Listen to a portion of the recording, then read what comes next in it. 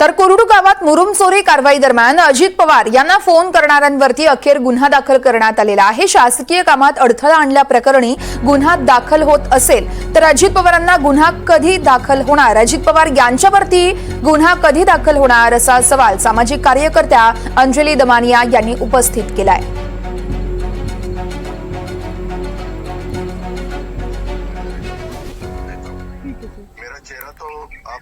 दरम्यान आयपीएस अधिकारी आणि पोलिसांमध्ये फोनवरून काय बाचाबाची झाली तीही आपण पाहूया।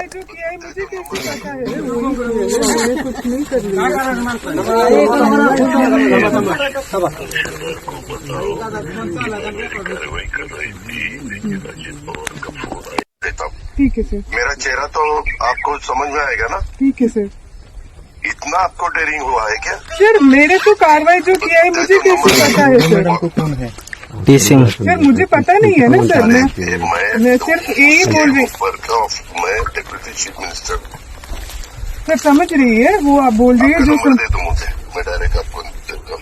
सर एक काम कीजिए, आप मुझे डायरेक्टली कॉल वगैरह नहीं, सर एक और बात बता दीजिए तो मैं करेंगे, उसमें कुछ दिक्कत नहीं है। हम भी रिकॉर्ड। हेलो, हाँ।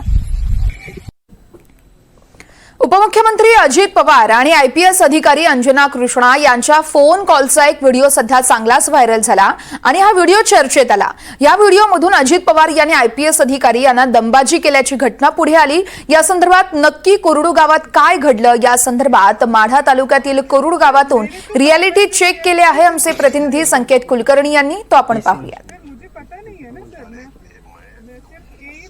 उपमुख्यमंत्री अजित पवार आणि आयपीएस अधिकारी अंजली कृष्णा यांचा एक फोन व्हायरल झाला आणि तो प्रचंड चर्चेत झाला। उपमुख्यमंत्री अजित पवार यांना ज्यांनी फोन लावला होता तेच बाबाराजे जगताप आपल्यासोबत आहेत। नक्की काय घडलं होतं? अजितदादांना फोन लावून दिलता आपण आयपीएस अधिकाऱ्यांना, काय नक्की घडलं होतं? रियालिटी काय? नमस्कार। या ठिकाणी गावचे रस्ते एक नियमाप्रमाणे शासकीय नियमाप्रमाणे जी की जनसुविधा नागरी सुविधा ह्या योजनेतून ही रस्त्याची कामं चालू होती, जी की शेतकऱ्यांना माझं गाव मुळात दूध व्यवसायाचं गाव आहे आणि वाड्या वस्त्यावरती विखरलेलं गाव आहे। जाण्या येण्यासाठी फार मोठ्या प्रमाणात चिखल झालेला होता। त्या चिखलात कुठेतरी तो रस्ता दुरुस्त करून ते शासनाच्या नियमाप्रमाणे मुरुम टाकायला चालू होता। त्याचे रॉयल्टी वगैरे ते बिलातूनच जात होते, परंतु चुकीच्या माणसाने चुकीची इन्फॉर्मेशन दिल्यामुळं जे काही अंजली कृष्णात मॅडम आहेत त्यांनाही ते याची वेळ आली आणि ते तसं पाहिलं तर त्यांना लँग्वेज प्रॉब्लेम असल्यामुळं त्यांना समजलं नाही की बाबा की हे कागदपत्र ओरिजिनल आहेत की डुप्लिकेट आहेत, की बाबा आपल्याला कोण फसवतंय का, हे हेतून त्यांनी ते दादांना फोन लावायची का वेळ आली होती? दादांना फोन लावायची वेळ अशी आली की माझ्या जिल्ह्यातले जे काही नेते माझे आहेत, माझे जिल्हाध्यक्ष असतील यांनी मॅडमने फोन उचलले नाहीत आणि ते उचलले नाहीत म्हणल्यानंतर ही चुकीची कारवाई होती, हे कुठंतरी मला हे होईना, सहन होईना, यासाठी मला दादाला फोन लावायची वेळ आली।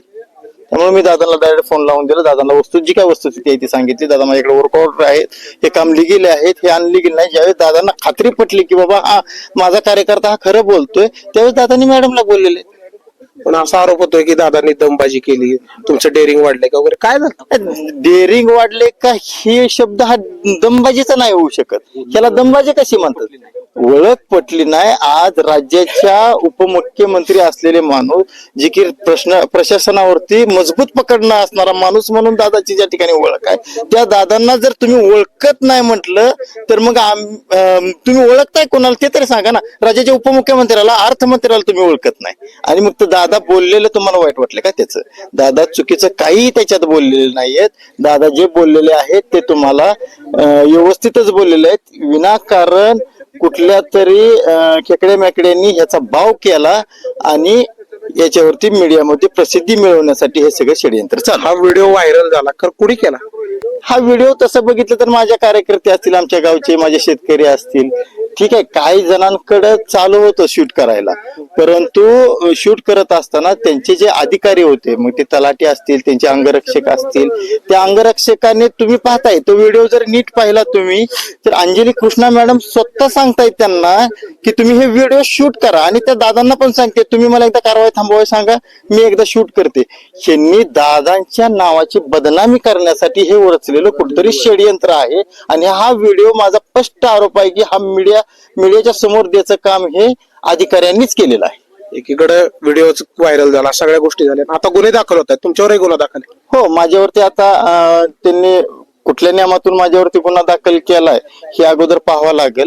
जर का खोट्या पद्धतीने आणि चुकीच्या पद्धतीने जर माझ्यावरती गुन्हे दाखल होत असतील, आमच्या गाववाल्यावरती, माझ्या शेतकऱ्यावरती गुन्हे दाखल होत असतील, तर आम्ही मोठं आंदोलन, रस्ता रोको केल्याशिवाय किंवा प्रशासनाला जाब विचारल्याशिवाय राहणार नाही, एवढंच या ठिकाणी सांगतोय. अजितदादांची भेट घेणार आहे? हो, नक्की. माझे नेते आहेत, जे काय बोलतील त्याला मी फेस करणार आहे आणि अजितदादा येत्या काळात लवकरच मी भेट घेणार आहे. तर हे होते बाबाराजे जगताप, की ज्यांनीच अजित पवारांना फोन लावला होता आणि त्यामुळेच आता हे राज्यातलं सगळ्यात चर्चेचा विषयाचं प्रकरण बनलंय.